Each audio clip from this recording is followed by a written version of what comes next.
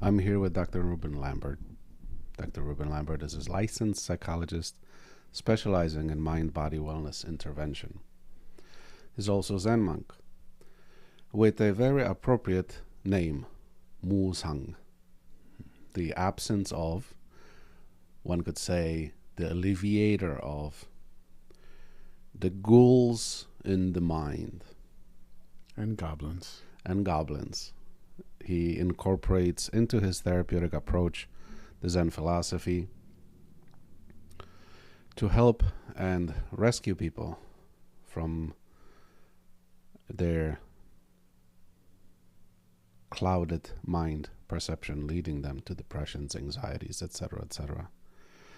He integrates the Zen with the modern scientific psychological research to provide training and intervention that target the mind, body, and spirit.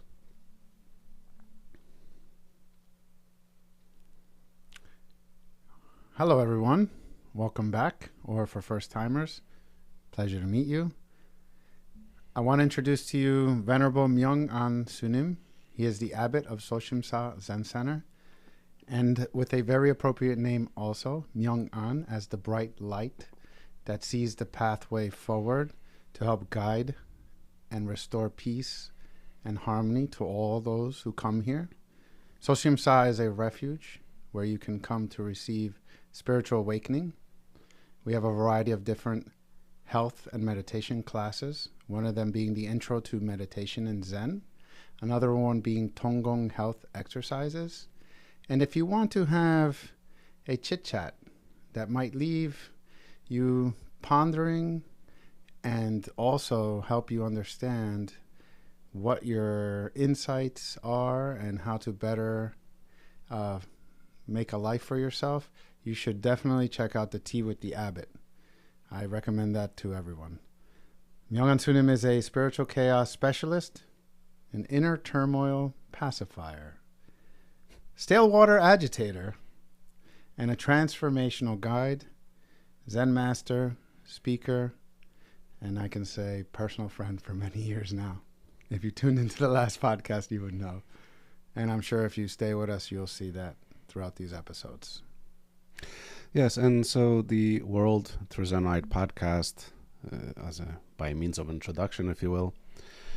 Who are we? Now you sort of get an idea of who we are. This is not an existential one. Who am I? It's more of what roles we play in our worlds and in this life. As far as the podcast goes, what do we do? Once a week, we take a look at the going-ons of the world and say something about them. Rather simple. The goal, and really, just trying to make heads and tails of the great world roar of Om. Why, you may ask? To try and keep a modicum of personal sanity and stay off both meds and the Kool-Aid. And lastly, what is the point of the podcast? Again, points are very sharp and therefore violent. We just meander and go round and round and round. Worthy of a disclaimer, the views, perspectives, and humor of the speakers and guests of this podcast do not necessarily represent those of any associated organizations, businesses, or groups, social, religious, cultural, or otherwise. The entirety of the podcast is for entertainment purposes only. Topics discussed and views expressed do not constitute medical advice. As the saying goes, opinions are like belly buttons. Everybody's got one.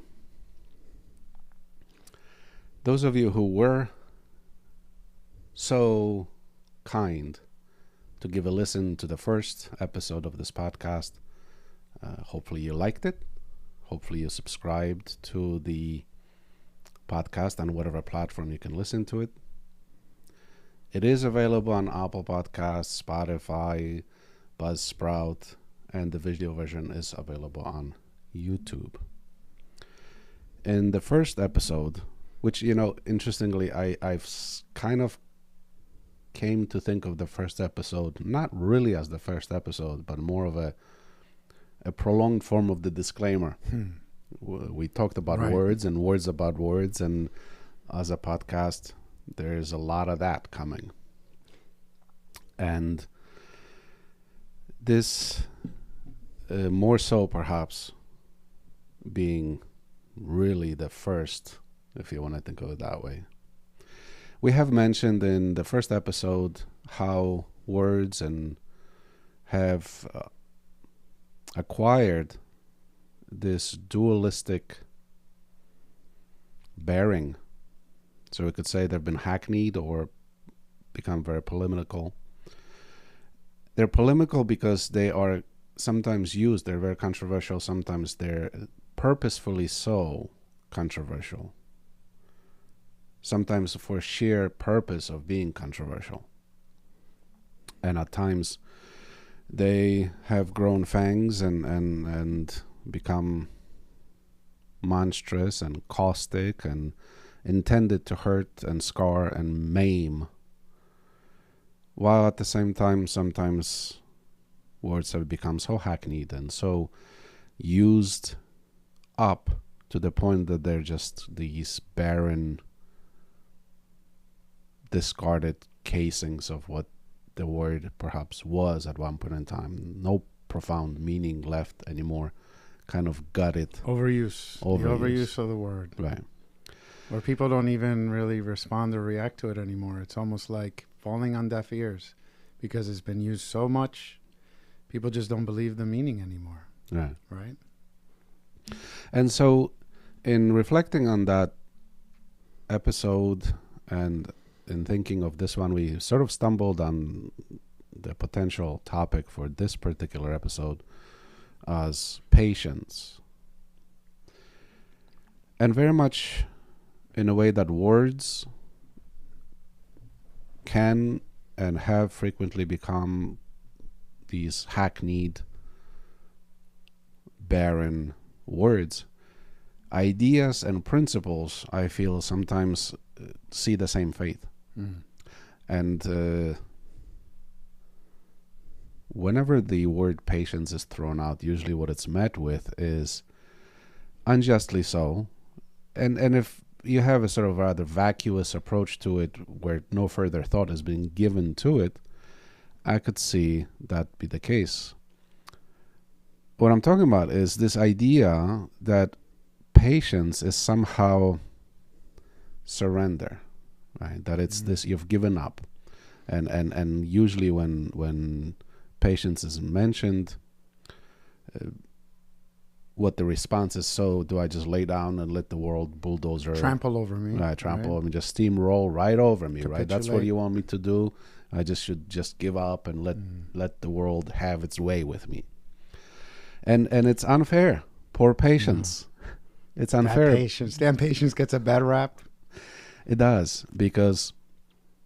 And people don't accept it then, right? It almost, when you tell someone in those moments, again, maybe patience is one of those words like love that has been overused. Sometimes you tell someone, just be patient, and it actually has the counter effect on the person. They get more angry with you. Right.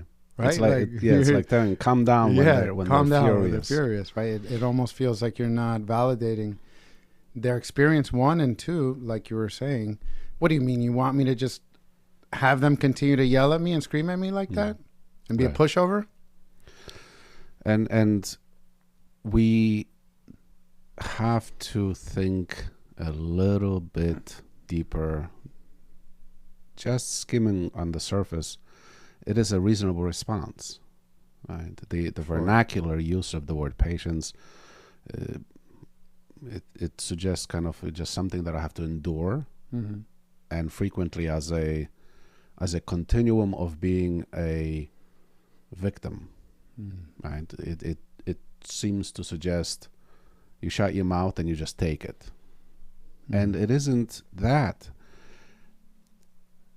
the refined idea of patience as a principle within Zen tradition in particular is that it's not merely enduring, which is this kind of one-sided transaction. I'm just being pummeled and you're telling me to just accept it. Mm. There's a secondary element, and that is that of forgiveness. So patience in this context really means not simply enduring an injustice, as it frequently is kind of Siamese too. So it's not just enduring injustice, it's understanding the mechanism. And then the enduring, if you want to look at it that way, or the understanding, really ameliorates the suffering, ameliorates the pain. It gets rid of some of the sting of what has been visited upon us. And this forgiveness must also be without resentment. And this You're going to ruin it for everybody. Right. Most people in couples therapy tell me like, yeah, I forgave him. And then 6 months later, I just laid it on him again. And, Right. then the other person complains like, why are we still bringing that up? It's like beating the dead horse or awakening the dead. Yeah. The person keeps on bringing it up time and time again. Did you really forgive them? Right. That's not Right. forgiveness. Yeah. Yeah. And it's not patience. In this view of patience, the Korean term for it in the Zen tradition is inyok. Mm-hmm. And what it suggests is to cut down anger. And when you say that, the way that it's heard frequently is, all right, so the source of anger, I must cut down, I must strike down. And we say, yes, absolutely. And the person gets their sword out and goes after the person who has blamed or cursed them or somehow, attacked them or whatever. And the idea is, no. Inyok, in the character of in, there are two separate Hanja characters. The bottom one is the character for mind. And so what the term inyok suggests is, yes, you strike down, you cut down anger. Yes. Mm-hmm. Where? You don't cut down the person. It doesn't suggest to strike down the one who visited this whatever sort of suffering upon you. It's to strike down anger at its source, namely our own mind. But when we think of patience, we think of this kind of external thing, and I have to just endure it. We frequently forget the inner world, which we are, if we are at all capable of having any control, it's the inner world first. The outer world is very far away. You and I are rather close to one another, but yet still you're all the way over there. But my mind is right here where I am. And this idea of cutting down one's anger at the source, and the source being the mind, is really the refinement of patience. Yes. I think in the early stages, you might catch someone trying to practice patience. And it almost like when water strikes the earth, it's on the surface, then it seeps its way into the inner depths. Same thing, you start on the outside, and then you have to recognize that the work is done on the inside, like you're referring to in the psyche, in the mind, where you have to uproot anger. It's not always the case where a person can simultaneously do that, right? So I think it's kind of funny when someone is dealing with a situation that pushes their buttons, and they're like, I'm being patient right now, right? Yes, they're enduring. Your blood pressure would say otherwise. About to have an aneurysm, right? But outwardly, they're not dropping the bomb and cursing the other person out. I guess that's some progress in the right direction, but we want to highlight that this isn't the destination. Ultimately, you want the outside to appear like you're enduring the situation, but inside, you want to not allow the angry monster to come and hijack you. Right. There's a principle of Oriental medicine developed by Ijema in Korean we call sasang, and in which we divide the body into, or the organs at least, into ojang and yukbu, the five organs and the 6 viscera. And the way that this system is organized is that the organs control the viscera. And each organ set has assigned to it an emotion that governs it, an emotion that damages it. And so Ijema has this famous quote that letting your emotion run amok is equivalent to stabbing yourself physically in your organs, which then damages, the kind of relationship between the organ and the viscera.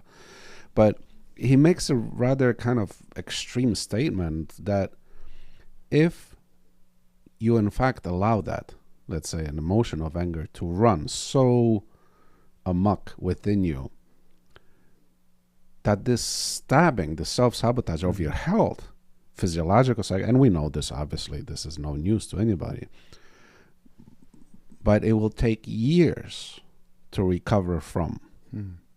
He really kind of drives this point of emotional turmoil within oneself and the disastrous circumstances and outcomes that it could lead to. And this isn't to say that we are anti-emotion, that we should be sort of somehow emotionally castrated and just blah as possible, right? Right, the death stare. Right. It's no facial expression. Yeah, that's not it. The idea is of some iota of control, and emotions certainly inform and they have their function, but when they're gone and they're off rails, we are just in the back seat or in the trunk being taken for a hijack ride. Right. Yeah, because the emotion of anger is almost like a drunkenness. You're intoxicated. You're intoxicated by the anger. If you could just wait and be patient, when the anger wears off, you see the world from a completely, totally different perspective, right? There's so many times in an argument and a fight between two people, when the anger wears off, and the time span is different, let's say the next day, the next morning when you wake up, oftentimes people reflect and say, why did I say that? Why did I do that? Right? And in then that moment, backpedal. I didn't mean to. Yeah. They realize the damage that they've caused in a moment of being engulfed in a flame of anger, and then they share that burning with others. It is not sharing. Don't share that. I've even had a situation with a patient of mine. He suffered from road rage, severe road rage. I mean, he even had legal issues regarding this. And so one day he told me a story where a person cut him off, and he had no patience at that moment. Anger hijacked him, and he decided to race down and cut him off. He pulled his car in front of the other guy, sort of like he was a cowboy, gets out of his car, gets in the guy's face and says, "Hey, go back to your country, mother effer." And the guy looks at him and says, "I can't. I'm Italian. I was born here." And then both of them laughed. And it completely, like rain washing away the mud, from in an instant, the whole situation was diffused. He gets back in his car and drives away, and he's like, "What was I thinking?" He was telling me later on. And, there are many stories like this. I remember one time our teacher tells us a story of a lady that at a restaurant threw the plate. And most of the guests that he was there with just got angry, like, who are you? Why are you serving me like that? And what he had explained to me was, most of the time people with their egos, they think, why are you doing that to me? It's very difficult in that moment. Well, it's challenging. And I want to challenge people out there to think about the other person. What's going on with them? Why are they acting like that? Because if you can find out that piece of information, again, that might transform your whole view and alter your reaction, right? And there are one more story too. Like, this is a common story where someone gets cut off, again in a road rage incident. Then you go up there, cut that person off, and you get out the car. You're going to hurt them, and then you can see in the back seat a mother in labor, a future mother in labor. And then at that moment they stop. Oh, they feel guilty, right? So it's that assumption, jumping to a conclusion. If you stopped first to look, well, let me think about them. What's going on let me understand them. then maybe that'll help inform you to have a better, more appropriate psychological, emotional response. And you, of course, are not suggesting that somehow by being patient, one is to pardon the party that is being hurtful, right? This is not a tool that is meant to excuse abuse, but it is meant to understand, to open the mind into a broader perspective. And speaking of which, again, if we think of patience, we've naturally gravitated towards the emotion of anger, because those two are paired so frequently as a kind of natural location where they would exist. But we have to consider patience towards gain and growth and blame and hardship and joy. And I saw recently, I don't know because I'm not interested in that world per se, but there was a football game or something recently, and people have taken to the streets, and there was chaos and riots almost. Yes. And it is my referring to the Super Bowl. Okay. And it is my understanding. I've seen some footage of it. Yeah. And correct me if I'm wrong, but it was my understanding that it was the winning side Yes. that took to right. So it's not even people who's like, meh, we They lost. weren't even angry because they lost. Right. They and this is where we begin to finally refine the idea of patience as a broader approach. In that case, what is lacking is patience. But patience in a way that it's safe to say people would naturally not gravitate towards, namely patience with joy or with delight or with happiness. Yes. There's a need for patience in the face of delight and the face of joy. The people rioting, destroying things, harming people at times, is done in the name of joy and celebration. It's the most bizarre. I don't agree with it, but yes, that's what it seems like. Right. It's Yeah. very And so what is group needed, psychology going on there. what is needed there is patience. Mob mentality, yeah. Patience. And so now we are back to this idea that patience is not just enduring, but understanding. It's not easy, absolutely. That's no one's suggesting that, but one must, in a sense, contort oneself, initially especially, contort oneself to imagine patience in relationship to this other, whether it's emotional states or other circumstances and situations. There is this lofty spiritual, let's call it, level of patience we call musengi, which is patience of no patience. These are my favorite Zen riddles. Right. And the idea is you have understood and transcended and you've grown spiritually sufficiently enough so that patience doesn't even arise, because patience and the need for is a directly result of the duality of that opposing force. So if it's anger, then patience is needed.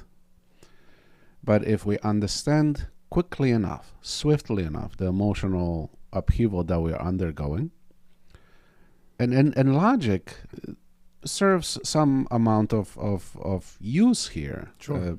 It can help you. Right. It doesn't necessarily Processing. have to be some, lofty spiritual transcendence of realities or... There are layers, right? There Right. are layers to the cake, Yeah. You can get to the inner core and get that nice, sweet cream. Yes. We'll start at the surface. Yeah, and so this idea of, we could divide patience as this principle into two main groups. We'd say Paulbin or sengin. And in means the inyok, the patience. Mm-hmm. Pop in essentially is patience with nature. There's another one that doesn't perhaps dawn in the minds of people. Patience with nature. Consider, if you will, a person who loves and enjoys taking a daily walk. And they've made plans. This is a perfect time when we see this kind of come up. The weather is breaking. It's nicer. So people are kind of changing out their wardrobe. They're pulling out their springtime and their summertime accoutrements. And so they're very excited about going for a walk. Finally, I get to get out. The weather is nice. The sun is out. The birds are chirping. They get themselves all worked up about it. And rain comes. And there are people who would then get upset at the rain. They're upset at the rain that has ruined their walk. Ruined my walk. Ruined my walk. Patience with nature. If you really think about it, without the rain, you wouldn't have the great lush greenery that you're hoping to walk through. Those bird songs that you enjoy so much, they will all dry up and die.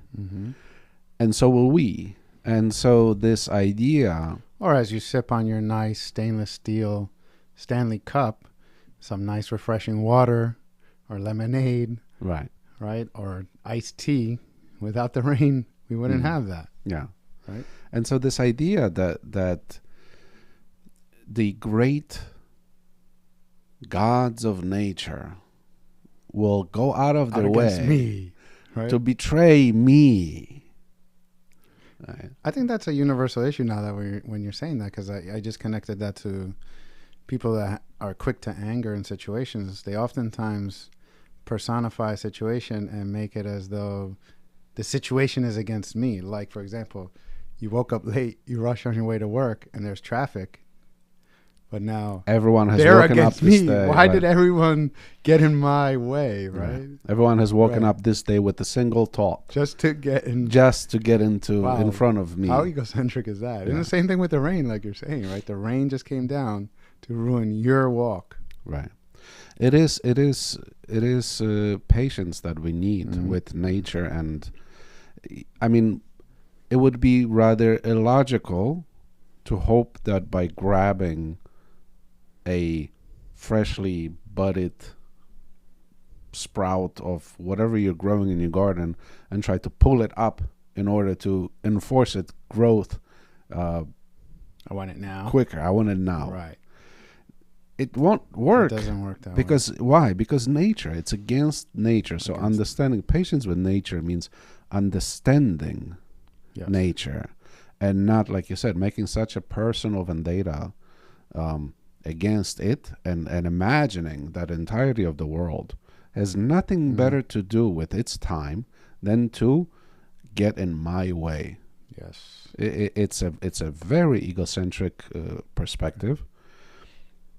I think, like you said, the understanding increases patience, right? Because if we're taking an example of a seed to, let's say, a tomato, and you understand there's a season and there's a timing, which in Zen we call shijolinyan, right? There's a timing for things to sprout. There's a timing for the return of your action to come. If you're hijacked or overrun by desperation, or you lack patience for things to come, meaning simply, I want it right now, right? You stick your hand in there, what are you going to pull out? A half-grown seed, a sprout. You'll kill it. You kill it, essentially, right? And pulling and tugging or adding more water, all the things that make it grow, when you're in a state of desperation and you do more of it, you essentially kill it, right? I want it to grow faster. Let me add more water, right? Let me add more sun. You dry it. Right. And so I think when you understand that life has its seasons and you have that wisdom, then naturally the inclination will be towards increasing more patience, because instead of being angry at it for imparting this on me, then I understand that it is I that has to be patient here, right, and follow the law. so this Follow we the actually law we actually will have help you. we actually have that as one of the patiences, right? This is 시인역. Si meaning the patience with time, Oh yes, right? That's And again, so I have a good there are friend of mine overlaps. that always tells me, "I wish it was next year," or "I wish this month would be over," and I can Yeah. agree, but we don't have that fast forward button. What is there? I mean, there are so many layers here, because what is in that next month that they're imagining is going to be birthed into existence? The circumstances, the trajectory of our lives. We're largely on a train track, a fixed trajectory, and this imagining of some magically occurring change without the effort is a fundamental kind of ignorance and delusion that we have in the three poisons, what we call greed, anger, and ignorance. So it is absolutely a source of suffering too. And that's why I gave the bangpyeon, or the metaphor of a plane taking off, because we want to skip the process and just fast forward, jump and leap into the flight. That's by the way, that is patience with the process. With the process. Yeah. Because that's a if thing. a plane has to achieve, let's say, 130 miles per hour in order to have takeoff speed, just because at 50 miles an hour you feel like taking off, or you're done, or you're frustrated, and you can't take it, and you say, "Let me go now," again, just like it's the a example. misalignment. It's with misalignment of the process, and I could certainly. I love that word, the process. Yeah. Well, in therapeutic plan, right, as created by the therapist for the client, there's a process that's intended, and this is also true with spiritual growth and so many things in life. There is a process, and this isn't, again, when we say you have to be patient with the process, that impatience of, but I want it now, is an imagined illusion. If you're baking a cake, Yes, and if you put it into into the oven, yes, and if the directions say it will take 40 minutes for it to rise and bake thoroughly, that is number one. We could say that is you need patience with the process. You need patience with time. If you go and open the door of the oven every 5 minutes to peek, is it done yet? Is it done yet? Is it done yet? It will take 40 years to bake the thing, because every time you open the door, you let out all the heat. Worse. You let out all the heat. This is never going to cook. Yeah. But it's this impatience, and so it presents, it creates, it undermines the fruition that is, we could say, naturally guaranteed. I think that's for a future episode, but maybe dab a little bit in that, but because this gets very complex and there's a certainty, certainty in cause and effect. Right, and that fruition. If you had faith or strong belief in that, again, I think that's a point. If you have strong faith in what you're saying there, I already planted the proper seed. Right. Then all I have to do is wait for the natural process to occur. If I have faith and confidence, then I don't have to, because all of this ties into this anticipatory anxiety. I just want it now, right? You just taking your mind and projecting into the future and worrying about what's to come, right? So if you have strong faith in the seed, then you can sit back, right? You can sit back and don't worry. I have a very appropriate... Human beings, unfortunately, they don't. I have a very appropriate calligraphy penned by our Sunim. 천인 사 대천명. And it speaks to that. You do the necessary work. You put your head down and you go forward. And the second part is, essentially what it says is, and the heaven never takes its eyes off of you. That's beautiful. And the idea is, if you persevere, and the direction is true, right? Because there's also, and without digressing too much, but there's right perseverance, and there's also, we could say, wrong perseverance. Sure. So there, Which I think I mentioned a few lacking of those, wisdom. right? Yeah. I want this to grow faster. Right. Let me persevere, meaning I'm going to put more water, put Yeah. more water, put more heat. That's wrong perseverance. You're Yeah. actually getting the counter. You're gonna effect. drown the plant. Yeah, It's you gonna can- rot. It's gonna get Yeah. root rot, and that's gonna be the end of that. Mhm. So it's absolutely. Sometimes we just have to step back, Sometimes, and this is where there's an element of faith here. Yes, especially if the journey that a person's on is a new journey. They have never been to where they are heading towards, and so for them to have no prior, so this a priori knowledge of what it's going to be like when you get there, it requires absolutely a faith and patience Sure. with the process, patience with the time, that Mhm. sort of thing. Of course, we have patience with, so we've mentioned the pop in the patience with the natural world. The second grouping, if you will, is sengin, patience with people. And this is We need this one too now more than ever. Yes. right, and so the one with the nature is rather maybe easier to see how one could feel a bit ridiculous when one reflects on their actions and their impatience with nature, because we see clearly, we see that nature is in its sense, in relationship to a human being, kind of inanimate. Mhm. It's not correct, Impersonal, but yeah. impersonal. So it's a thing. Clearly, the clouds have not conspired overnight just to rain down on your parade. Only in cartoons, though, they would have the little cloud just above that one person's head. But in reality, no. Well, there was an episode of the Peanuts, I think it is, where the girl, and I don't know the names of the characters, but Lucy meets with the blanket boy. Oh, that one slips my mind. Yeah. Audience, And- put it in the comments there. Right. Throw that in the comments, Yeah. please. And I think the boy says, Lucy says, "How are you feeling?" He says, "I'm really depressed." She says, "Well, you're standing all wrong.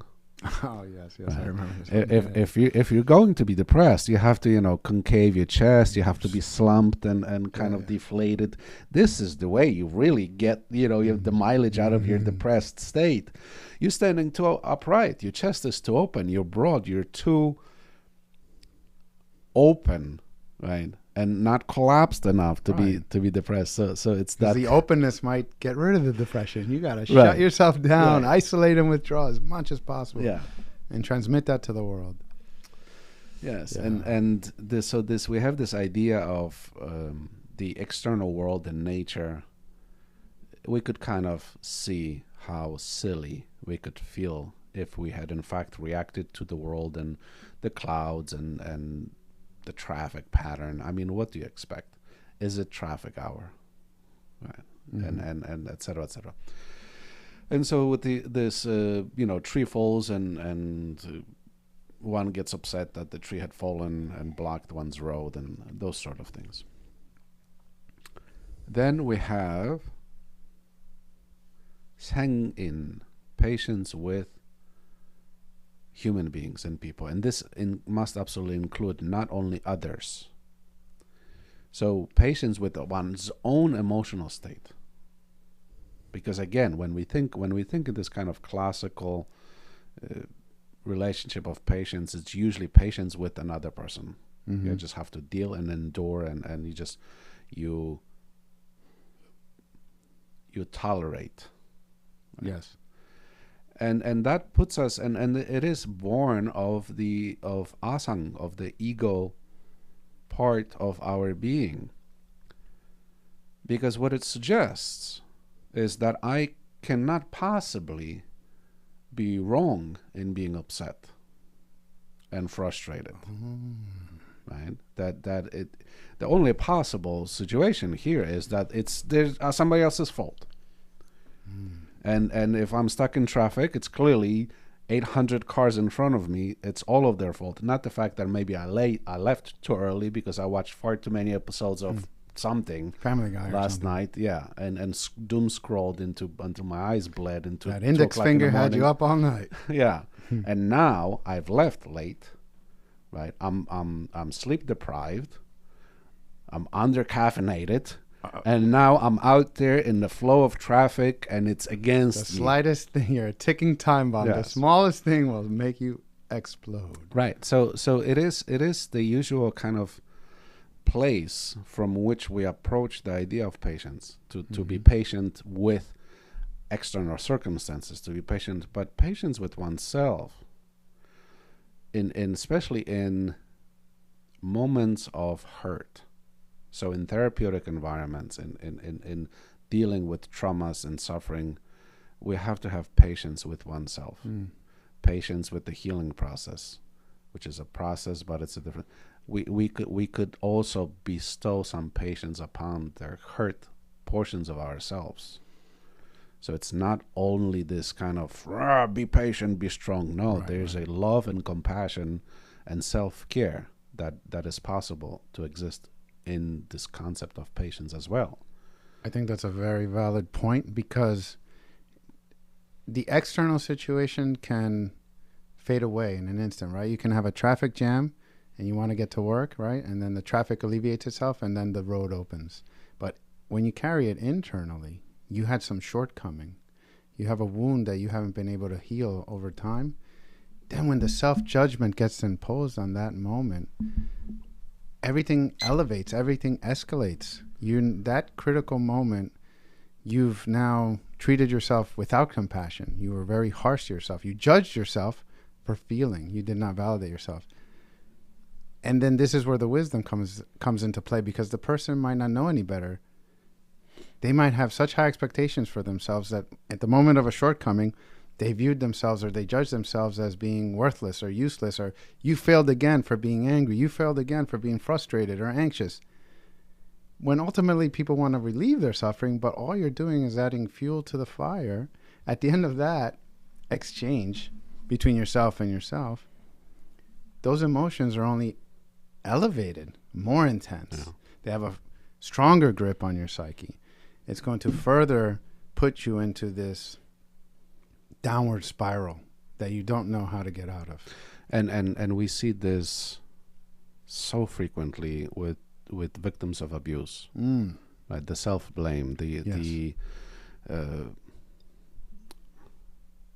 abuse is as if one were haunted.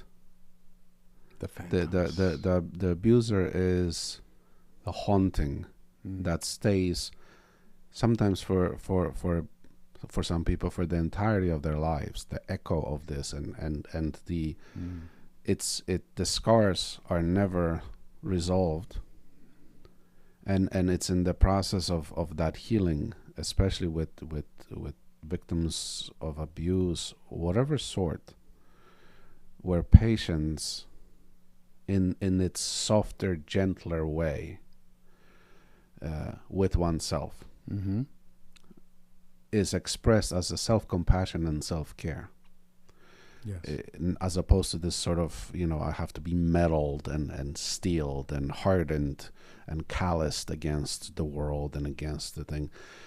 In moments of when the need for patience is called upon by an egotistic sort of rising of emotion, right? Jealousy inspired, prejudice inspired, etc., etc. And those moments when our emotions come out of that selfish corner of the mind, in those moments the patience is more stronger. It's more sword-like and armor-like, and it's more militant and harsh in a sense, and we must strike down anger at its source, namely one's mind. It is it's a different flavor of that patience than the patience when one is working through the scars on their souls and their psyches and their minds and their experience. uh, this idea of forgiveness, right? And it's not only towards oneself, and I mean it's not only towards the other, but more so, especially, such a significant element of resolving and recovery from the traumas and the such. This is where the patience is more gentler with oneself. It's a self-care patience, like I said. Yes. It's patience where the resentment Yes. must be dealt with in a healthy way, etc., etc. So, Wait, I just want to say you're hitting the nail right on the head. Everything you're saying there is very true. And I just want to highlight that for my movie fans out there, because one of my favorite movies as a psychologist is Good Will Hunting. And one of my favorite moments in the movie was so Matt Damon played this genius who was physically abused. He was an orphan. He was physically abused growing up. And then he had a lot of problems with the law. And then he comes to Robin Williams, who plays his therapist. And there was a very cathartic moment where there was a release of the resentment and then a transformation into self-compassion. And the way that Robin Williams did that with him is he took all the files of his past, because Matt Damon had collapsed his world and created an identity where this is who I am. And he showed him and he was like, this is not your fault. And then at that moment, from the depths of his soul, we talked about it many times, right? In psychoanalysis, is almost like burping the soul, right? Where this moment in time, an air bubble got in and now it's trapped. And you have this discomfort for the rest of your life. And Will was resistant at first. And then Robin Williams approaches, takes a few steps closer and says, no, you don't understand. This is not your fault. it's not your fault. It's a fantastic moment. If you haven't seen it, if you haven't seen the movie, I suggest you go out and watch that movie. That's if not, right. go on YouTube and just watch that moment. As you say, it's a release. Right. He gets a little bit closer. No, it's not your fault. Because this is what you've had your whole life. It's almost become An identity, who you've been, right? So to let that go of that resentment, it was groundbreaking for Will. And ultimately, And in that scene, if I recall it correctly, the initial, it's not your fault, it's this, I know. Yeah. Right. And that first, if you compare the quality of the first, I know, it's not your fault. I know. He starts to cry. No, It's it's not your very fault. emotional. No, I know. Right. But the first few I knows come from brain. They come from intelligence, right? So they're like, I know. The defense. I know intellectually, but it hasn't seeped. This I know hasn't made its way into the heart. Yes. And towards the end of that scene, the I know becomes I know comes from there's a wailing, and then the crying comes, and the release of that burp, if you will, of trauma being released, and his crying and wailing, but the words, if we were to kind of hanker back to where we were in last episode, the words are the same. I know, the first I know, and the last I know. And the words are the same. Yes. But they're not the same. Yes. The first I know is the brain and intelligence and cognition speaking the words that are not therapeutic. The first I know was tight. The walls were closed. It was stay. And it's brain don't go only. there. Brain only. Don't go there. Stay away. I know means stop at that moment. And then the last I know is a transformation of the soul. It's an acknowledgement. There's vulnerability. There's a true transformation. Yes. And so this kind of dichotomy of these two, the same phrase, where it comes from or what it enters. And so it enters into the mind, stays in the mind, comes out of the mind, and you get, I know. Sure. Yeah, I know. It's not my fault. Yeah, I've read the research everything too. He knows, I know. I've read, yes. Everything he knows, I know. Don't worry. And the last I know is what we would call jinon. Jinon is a mantra. It's true language. The last I know that he says in that scene, right? I think jinon. It's, it's I know that all of the Buddhas and Bodhisattvas of the world know the sound, the meaning of this of the phrase, not by the construct of the letters that form the words and the words that form the sentence, but by that wailing sound of release, the cry of the world. Yes. And in a sense, the reason why the intro and outro for this podcast is this Om. This is the roar of life.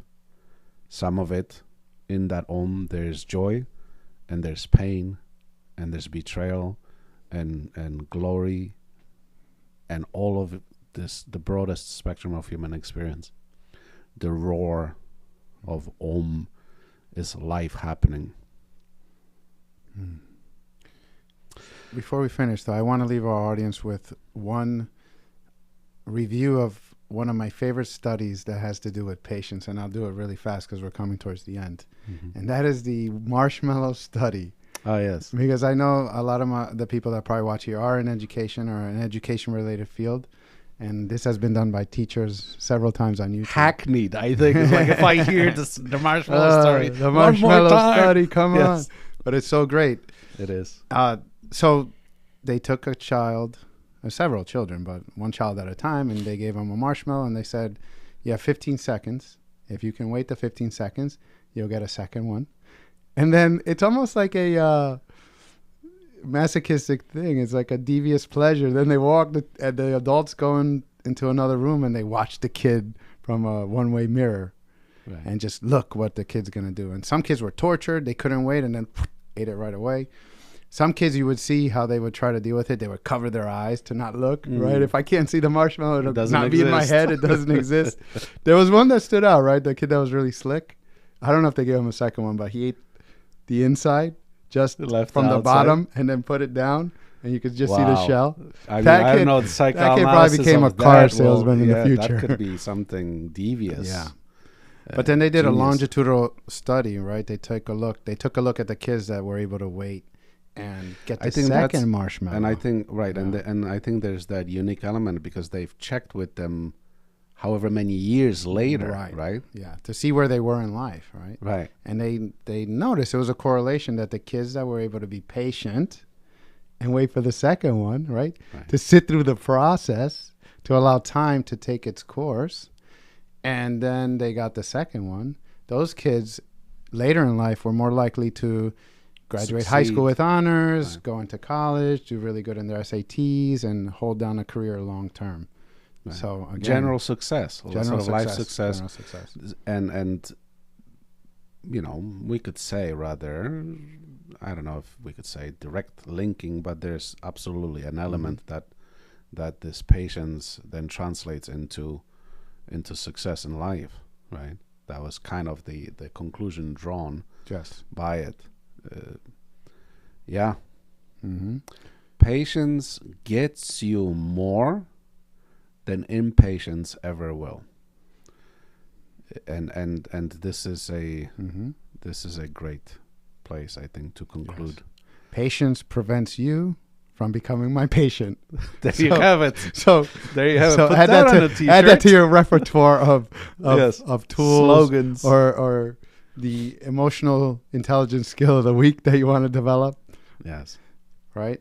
And also, 1 second of patience can translate into several months of peace and happiness. Yes. Yeah. So there is economy.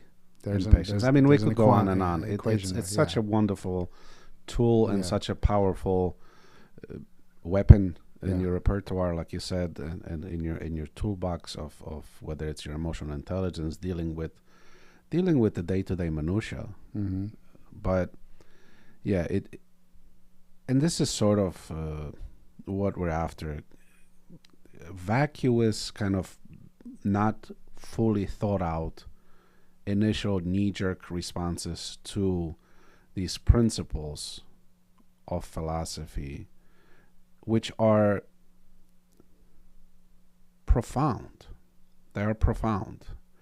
And we must be very cautious at dismissing them as mere slogans and allowing them to be kind of hackneyed and kind of where they lose their true essence of what profound meaning things can have. But we have to give it some thought and not just dismiss it.